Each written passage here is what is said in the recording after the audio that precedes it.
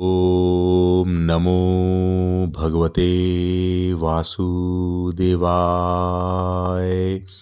भागवत पुराण तृतीय स्कंद विश्वाध्याय। ब्रह्मा जी की रची हुई अनेक प्रकार की सृष्टि का वर्णन।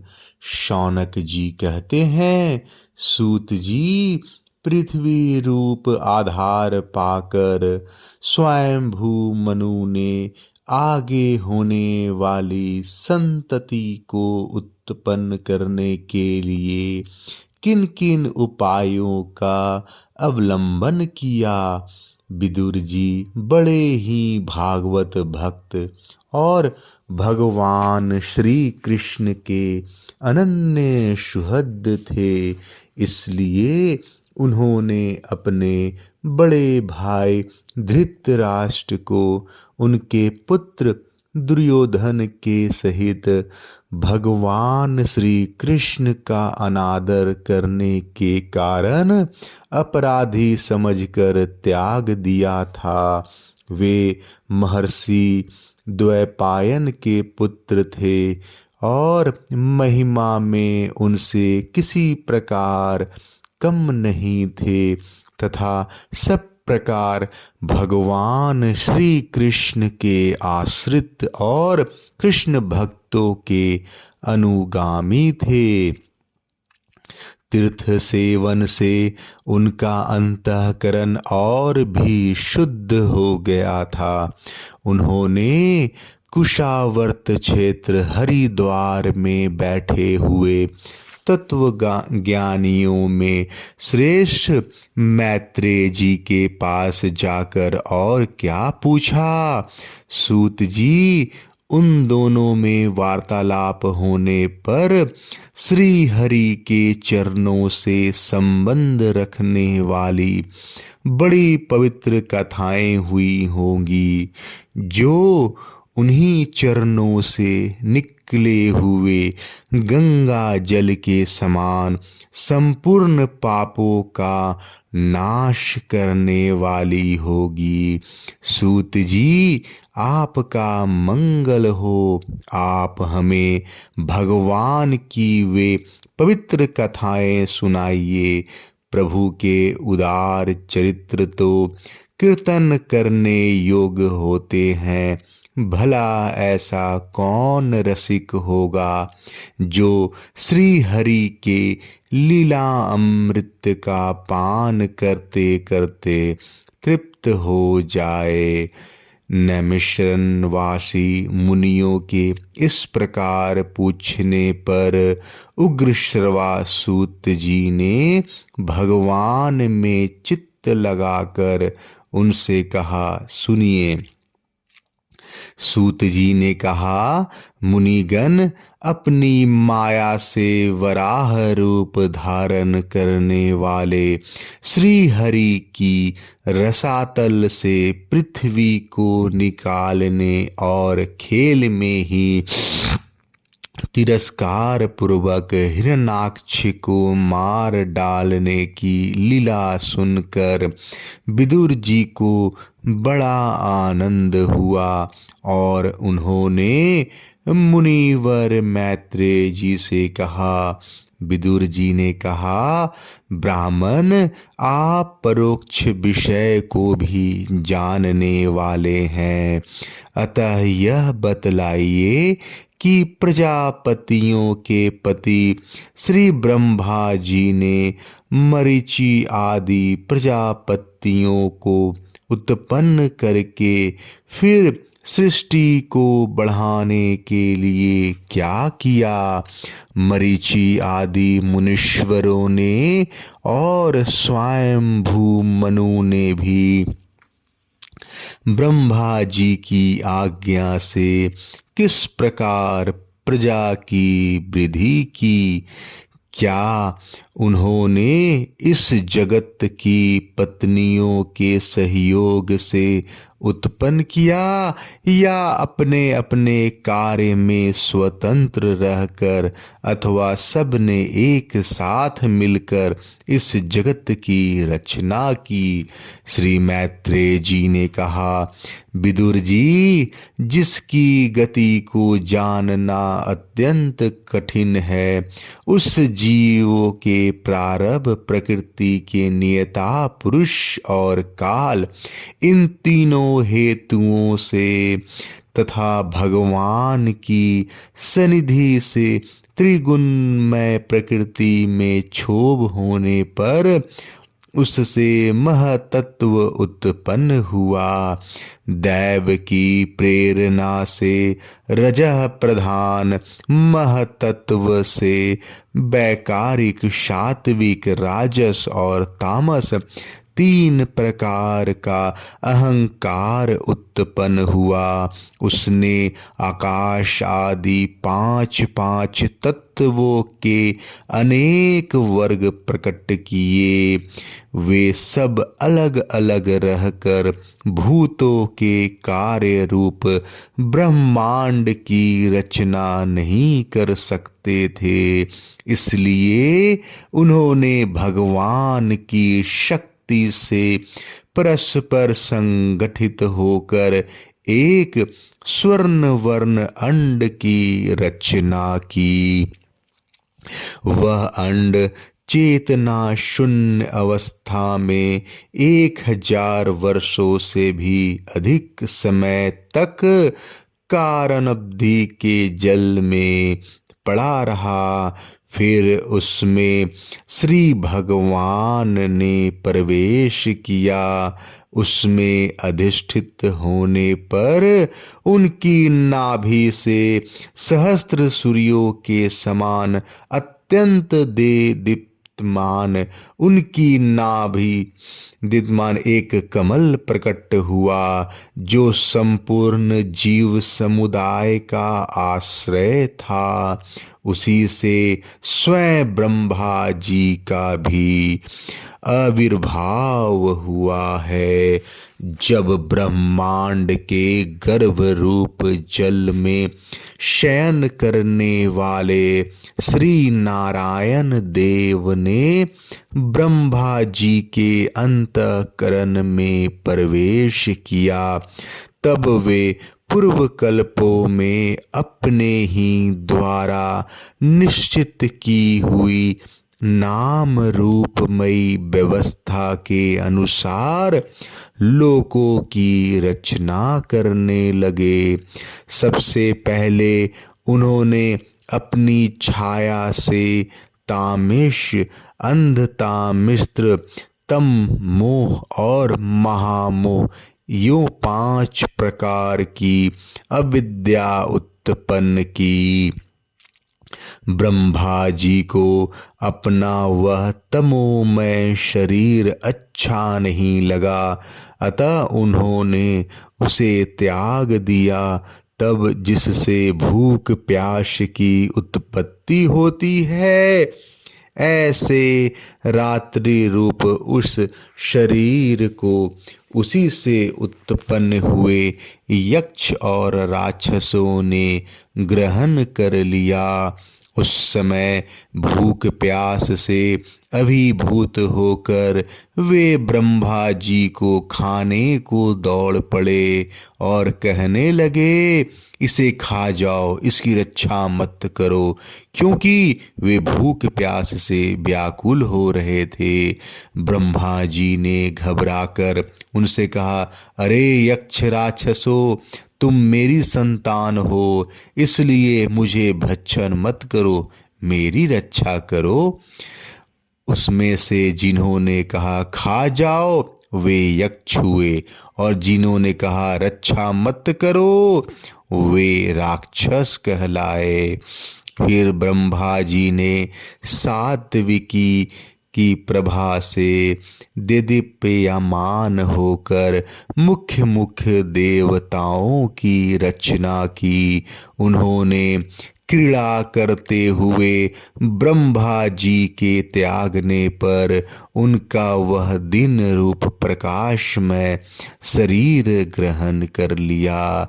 इसके पश्चात ब्रह्मा जी ने अपने जगन देश से कामासक्त असुरों को उत्पन्न किया। वे अत्यंत काम लोलुप्त होने के कारण उत्पन्न होते ही मैथुन के लिए ब्रह्मा जी की ओर चले। यह देखकर पहले तो वे हंसे, किंतु फिर उन निर्लज असुरों को अपने पीछे लगा देख भयभीत और क्रोधित होकर बड़े जोर से भागे। तब उन्होंने भक्तों पर कृपा करने के लिए उनकी भावना के अनुसार दर्शन देने वाले शरणागत वत्सल वरदायक श्री हरि के पास जाकर कहा, परमात्मन मेरी रक्षा कीजिए। मैंने तो आपकी ही आज्ञा से प्रजा उत्पन्न की थी, किंतु यह तो पाप में प्रवृत्त होकर मुझको ही तंग करने चली है। नाथ, एकमात्र आप ही दुखी जीवों का दुख दूर करने वाले हैं, और जो आपकी चरण शरण में नहीं आते उन्हें दुख देने वाले भी एकमात्र आप ही हैं। प्रभु तो प्रत्यक्षवत सबके हृदय की जानने वाले हैं। उन्होंने ब्रह्मा जी की आतुरता देखकर कहा, तुम अपने इस कामक लुषित शरीर को त्याग दो। भगवान के यूं कहते ही उन्होंने वह शरीर भी छोड़ दिया। ब्रह्मा जी का छोड़ा हुआ वह शरीर एक सुंदर स्त्री संध्या देवी के रूप में परिणत हो गया। उसके चरण कमलों के पायजेब झंकृत हो रहे थे, उसकी आंखें मतवाली हो रही थी और कमर करधनी की लड़ों से सुशोभित सजीले साड़ी सी ढकी हुई थी। उसके उभरे हुए स्तन इस प्रकार एक दूसरे से सटे हुए थे कि उनके बीच में कोई अंतर ही नहीं रह गया था। उसकी नासिका और दंतावली बड़ी ही सुघड़ थी तथा वह मधुर मधुर मुस्कुराती हुई असुरों की ओर हाव भाव पूर्ण दृष्टि से देख रही थी। वह नीली नीली अलकावली से सुशोभित सुकुमारी मानो लज्जा के मारे अपने अचल में सिमटी जाती थी। विदुर जी उस सुंदरी को देखकर सब के सब असुर मोहित हो गए। अहो, इसका कैसा विचित्र रूप, कैसा अलौकिक धैर्य और कैसी नई अवस्था है। देखो, हम काम पीड़ितों के बीच में यह कैसी बेपरवाह सी विचर रही है। इस प्रकार उन कुबुद्धि दैत्यों ने स्त्री रूपिणी संध्या के विषय में तरह तरह के तर्क वितर्क करके फिर उसका बहुत आदर करते हुए प्रेम पूर्वक पूछा, सुंदरी तुम कौन हो और किसकी पुत्री हो? भामिनी, यहाँ तुम्हारा आने का क्या प्रयोजन है? तुम अपने अनूप रूप का यह बेमोल सौदा दिखाकर हम अभागों को क्यों तरसा रही हो? अबले तुम कोई भी क्यों न हो, हमें तुम्हारा दर्शन हुआ, यह बड़े सौभाग्य की बात है। तुम अपनी गेंद उछाल उछाल कर दो, हम दर्शकों के मन को मथे डालती हो। सुंदरी, जब तुम उछलती हुई गेंद पर अपनी हथेली की थपकी मारती हो, तब तुम्हारा चरण कमल एक जगह नहीं ठहरता। तुम्हारा कटी प्रदेश स्थूल स्तनों के भार से थक सा जाता है और तुम्हारी निर्मल दृष्टि से भी थकावट झलकने लगती है। अहो, तुम्हारा केश पास कैसा सुंदर है। इस प्रकार स्त्री रूप से प्रकट हुई उस सायंकालीन संध्या ने उन्हें अत्यंत कामसक्त कर दिया और उन मूढ़ों ने उसे कोई रमणी रत्न समझकर ग्रहण कर लिया। तदंतर ब्रह्मा जी ने गंभीर भाव से हंसकर अपनी कांतिमय मूर्ति से, जो अपने सौंदर्य का मानो आप ही आस्वादन करती थी, गंधर्व और अप्सराओं को उत्पन्न किया। उन्होंने ज्योतिषना चंद्रिका रूप अपने उस कांतिमय प्रिय शरीर को त्याग दिया। उसी को विश्वावसु आदि गंधर्वों ने प्रसन्नता पूर्वक ग्रहण किया। इसके पश्चात भगवान ब्रह्मा ने अपने तंद्रा से भूत पिशाच उत्पन्न किए। उन्हें दिगंबर वस्त्रहीन और बाल बिखरे देख उन्होंने आंखें मूंद ली। ब्रह्मा जी के त्यागे हुए उस जम्भाए रूप शरीर को भूत पिशाचों ने ग्रहण कर लिया। इसी को निद्रा भी कहते हैं, जिससे जीवों की इंद्रियों में शिथिलता आती देखी जाती है। यदि कोई मनुष्य झूठे मुंह सो जाता है तो उस पर भूत पिशाच आदि आक्रमण करते हैं। उसी को उन्माद कहते हैं। फिर भगवान ब्रह्मा ने भावना की कि मैं तेजोमय हूँ और अपने अदृश्य रूप से साध्यगण एवं पितृगण को उत्पन्न किया। पितरों ने अपनी उत्पत्ति के स्थान उस अदृश्य शरीर को ग्रहण कर लिया। इसी को लक्ष्य में रख कर पंडित जन श्राद्ध आदि के द्वारा पितर और साध्य गणों को क्रमशः कव पिंड और हव्य अर्पण करते हैं। अपने तिरोधान शक्ति से ब्रह्मा जी ने सिद्ध और विद्याधरों की सृष्टि की और उन्हें अपना वह अंतर्धान नामक अद्भुत शरीर दिया। एक बार ब्रह्मा जी ने अपना प्रतिबिंब देखा, तब अपने को बहुत सुंदर मानकर उस प्रतिबिंब से किन्नर और किम पुरुष उत्पन्न किए। उन्होंने ब्रह्मा जी के त्याग देने पर उनका वह प्रतिबिंब शरीर ग्रहण किया। इसलिए वे सब उषा काल में अपनी पत्नियों के साथ मिलकर ब्रह्मा जी के गुण कर्मादि का गान किया करते हैं।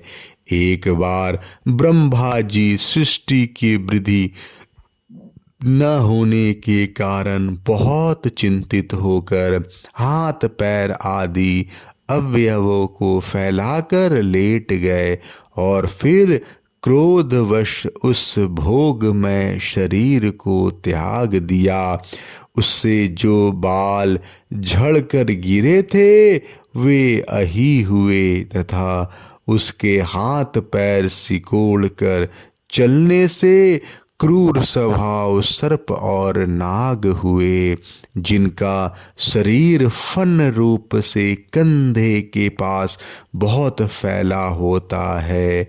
एक बार ब्रह्मा जी ने अपने को कृत्य कृत्य सा अनुभव किया। उस समय अंत में उन्होंने अपने मन से मनुओं की सृष्टि की। ये सब प्रजा की वृद्धि करने वाले हैं। मनस्वी ब्रह्मा जी ने उनके लिए अपना पुरुषाकार शरीर त्याग दिया। मनुओं को देखकर उससे पहले उत्पन्न हुए देवता गंधर्व आदि ब्रह्मा जी की स्तुति करने लगे। वे बोले, विश्वकर्ता ब्रह्मा जी, आपकी यह मनुओं की सृष्टि बड़ा ही सुंदर है। इसमें अग्निहोत्र आदि सभी कर्म प्रतिष्ठित हैं। इसकी सहायता से हम भी अपना अन्न हविवार्ग ग्रहण कर सकेंगे। फिर आदि ऋषि ब्रह्मा जी ने इंद्रिय संयम पूर्वक तप, विद्या, योग और समाधि से उत्पन्न हो अपनी प्रिय संतान ऋषि गणों की रचना की और उनमें से प्रत्येक को अपने समाधि, योग, ऐश्वर्य, तप, विद्या और वैरागमय शरीर का अंश दिया। 20वां अध्याय समाप्त। जय श्री कृष्ण।